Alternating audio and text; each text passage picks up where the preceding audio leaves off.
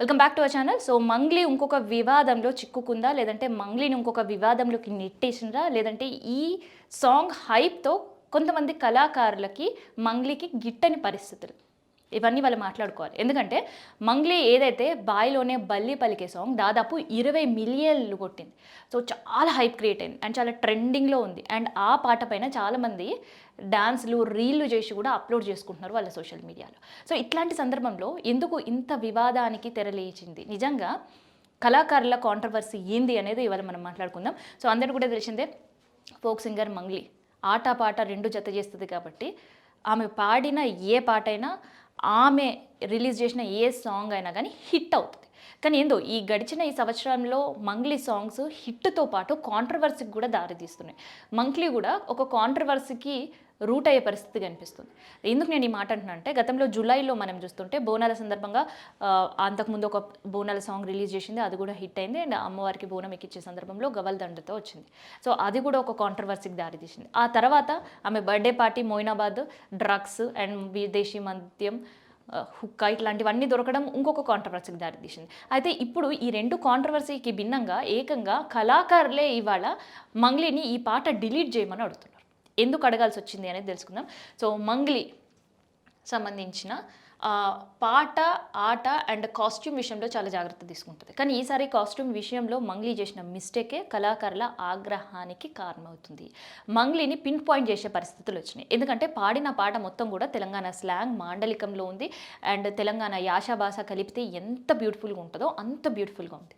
And తెలంగాణలో వాడే పదాలతో మాత్రమే ఆ పాట చాలా వరకు కూడా మనకు అనిపిస్తుంది. సో ఇక్కడ వరకు ఆ పాట విన్న తర్వాత అందరూ కూడా సూపర్ సూపర్ అని క్లాప్స్ కొట్టిన కళాకారులందరూ కూడా ఆ పాట చూసిన తర్వాత వెంటనే డిలీట్ చేస్తారా లేదా అనే డిమాండ్ వినిపించే పరిస్థితి. ఎందుకు అనంటే కాస్ట్యూమ్. సో కాస్ట్యూమ్ కూడా తెలంగాణ కళాకారుని, జానపద కళాకారుని ఎస్పెషల్లీ హర్ట్ చేస్తుంది, హర్ట్ చేసే పరిస్థితి ఉంది. ఎందుకంటే ఇక్కడ మనం చూస్తున్నాం కదా, పంజాబీలో ఫస్ట్ స్టార్టింగ్ సాంగ్ ఉంటుంది, ఆ తర్వాత మనం చార్మినార్ దగ్గర ఉంటే ఒక సారీలో కనిపిస్తుంది. సో ఇవేవి కూడా సారీ వేసిందా, పంజాబీ వేసిందా, ఇంకొకటి వేసిందా అనేది కాదు, ఉండే కాస్ట్యూమ్ ఏది కూడా తెలంగాణకి సంబంధం లేకుండా ఉంది. అండ్ వెనకాల కో డాన్సర్స్ ఎవరైతే ఉన్నారో అసలు వాళ్ళకి తెలంగాణ సంస్కృతికి సంబంధం లేకుండా ఉన్నది అనేదే కళాకారుల వాదన ఇక్కడ.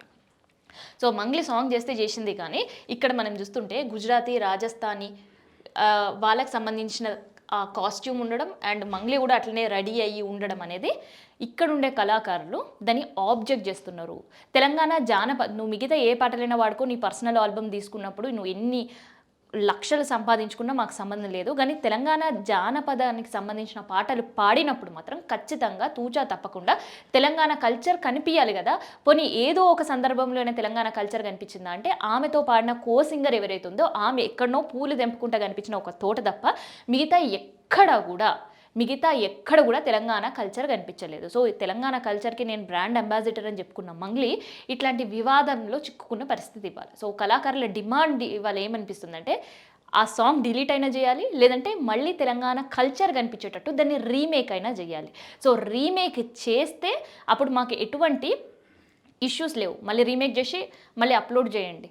సో అప్పుడు మాకు ఎట్లాంటి కాంట్రవర్సీస్ కావచ్చు, ఎటువంటి అభ్యంతరాలు లేవు. కానీ హ్యాస్టీజ్ ఇట్లే సాంగ్ కనుక కంటిన్యూ అవుతుంటే అది మిలియన్స్లో పోతుంది, హైప్ క్రియేట్ అవుతుంది. కానీ ఇక్కడ తెలంగాణ కల్చర్ కాకుండా రాజస్థాన్, గుజరాత్, మార్వడీల కల్చర్ కనిపిస్తుంది, దాండియా కల్చర్ కనిపిస్తుంది, గుజరాతీ కల్చర్ కనిపిస్తుంది తప్ప రాజస్థానికి సంబంధించిన వస్త్రధరణ కనిపిస్తుంది తప్ప ఎక్కడ కూడా తెలంగాణ కల్చర్ కనిపించట్లేదు. అంటే తెలంగాణ కల్చర్ని అవమానిస్తుంది మంగ్లీ అనే వాదన కళాకారుల నుంచి వినిపిస్తుంది. అయితే ఇక్కడ ఇంకొక ట్విస్ట్ ఏంటంటే, ప్రతి ఒక్క జానపద కళాకారులు మంగ్లీని పాయింట్అవుట్ చేయట్లేదు, కానీ ఒక గ్రూప్ ఆఫ్ సెక్టార్ ఉండే కళాకారులు మాత్రమే మంగ్లీని ఇవాళ పాయింట్అవుట్ చేస్తున్నారు.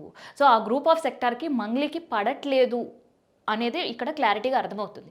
ఎందుకు అనంటే, ఇక్కడ తెలంగాణలో ఉండే తెలంగాణ పల్లె పాటలు కావచ్చు, జానపదాలు కావచ్చు, లేదంటే పార్టీ మీటింగ్స్లలో వాడే పాటలు కావచ్చు, ఒక తల్లి సెంటిమెంట్స్తో, ఒక ఆడపిల్ల సెంటిమెంట్తో నేను ఎదిగినాను. కాకపోతే ఆడపిల్ల అనే పాట, సో పాడేది కూడా ఫీమేల్ సింగరే, కాకపోతే ఆడపిల్ల ఆ బాధలతో నేను చాలా హైప్ క్రియేట్ అయినా, అట్లాంటి సందర్భంలో ఎక్కడనో పక్క రాష్ట్రం నుంచి రాయలసీమ నుంచి వచ్చి తెలంగాణ బిడ్డగా చెప్పుకుంటుంది అనే వివాదం ఒకటి కంటిన్యూ అవుతుంది తెర వెనక మంగ్లీ పైన.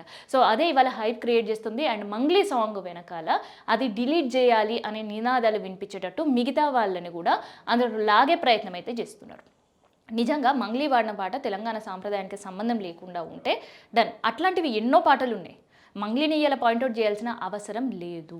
ఎందుకు అంటే మంగ్లీ చాలా పాటలు పాడింది. అట్లా అంటే శివరాత్రికి సంబంధించిన పాట పాడినప్పుడు ఎక్కడో శివుడు స్టాచ్యూకి సంబంధించి లేదంటే ఆ కాశీకి సంబంధించి అక్కడ వెళ్ళి పాడింది.